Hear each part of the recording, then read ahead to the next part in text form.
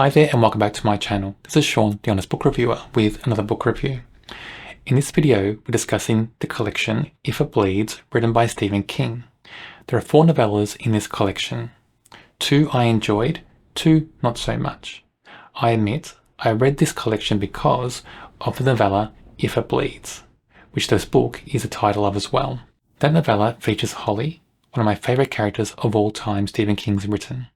It's also the sequel to The Outsider. The Outsider is a novel that I loved so much. I rated that 5 stars. And this novella, If It Bleeds, is also very well done. Holly stands out so much in this novella. It's almost like a coming-of-age story for her. It's her first time working as the main investigator, working alone. It is paranormal in nature. I think I enjoy Holly more when it's not paranormal. I did read Holly, the latest novel by Stephen King.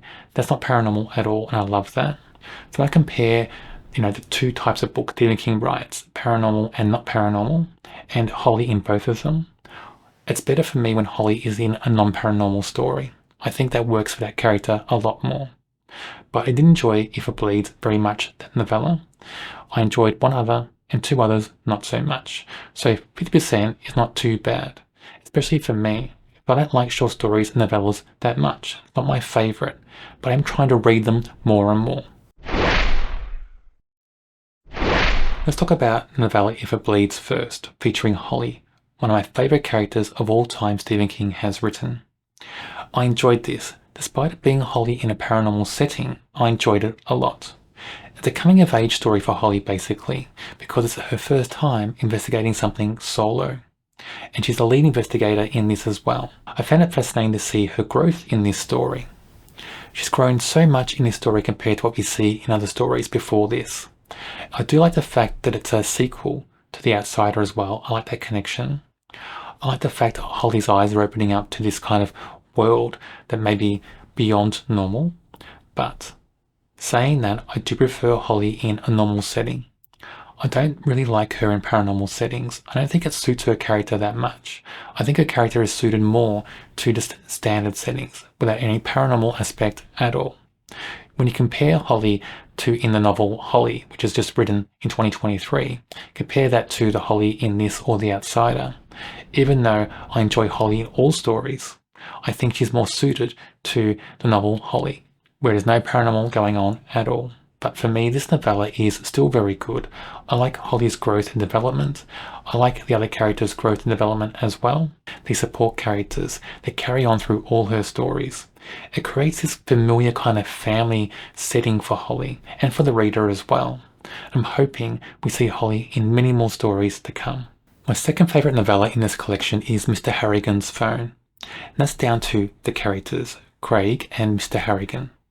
If those characters were flawed in any way, this novella would fail. It wouldn't be good at all. But those characters are faultless. I like those characters so much. They're so detailed, so deep. They feel so real. Craig feels like a kid of his age. Doesn't feel older than his years. So often in stories, authors write children or teenagers as older than their years. Stephen King is guilty of that sometimes as well. But in this story, he's not.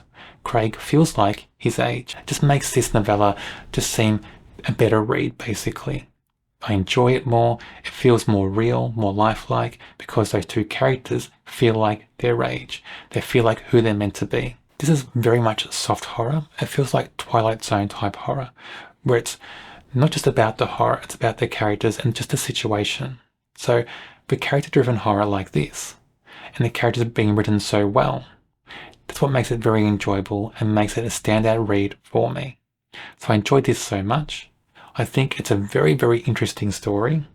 I like the characters, like the setting. I just like the whole read of this story. The other 2 stories I didn't really enjoy at all. So the first is The Life of Chuck. It's about this guy who's dying. I think he's dying in the future maybe. And then he's going back and reliving his whole life. And it goes backwards in time. From what his age is now to when he's born, basically. I didn't really enjoy it at all. I struggled to get through it. I don't think it's that engaging. Nothing there to really grip me as a reader. I didn't find the whole concept that interesting. It felt a bit like other things I've either seen or read elsewhere. So for me, not a big win for Stephen King. The last novella in this collection, called Rat, just felt like pure self-indulgence. It just felt like nothing else, basically. And Stephen King's had a huge career over many decades, so he probably can be self-indulgent sometimes. I mean, why not? But it didn't work for me anyway. I just found it a bit pedestrian. I found the whole concept a bit disengaging. I didn't really get into the characters. I didn't really get into this whole mystery about this rat character. Is it real or not? Is the person in this story the main character who's a writer? Is he driven to some sort of hallucination or insanity just by trying to finish a book? It just felt like a bit of a mix-up for me, and it just felt like a bit of a mess. So for me, not a big win, didn't engage me. Another novella where I just struggled to get through it. I did finish it, but I didn't enjoy it very much at all. Out of the 4 novellas in this collection, 2 I enjoyed, 2 I didn't. Not too bad. I mean, 50% is pretty good, but I am trying to read more short stories and novellas because there are many authors out there I enjoy who have collections of short stories and novellas, and I have to read them to read the full collections of these authors. But anyway, overall, I rate this a 3 out of 5 because the 2 I enjoyed, I rate 5 out of 5.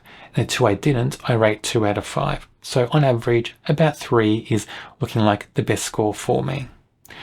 I did enjoy the 2 I liked very much. So If It Bleeds, that novella, and Mr. Harrigan's Phone, and it's brilliant in my view. Even though they are novellas and I don't really read a lot of them and enjoy a lot of novellas, I like those so much. On my channel, I review many horror stories. If you enjoy horror, check out my channel and subscribe. On the screen now is a link to a video for another book I'm sure you'll enjoy.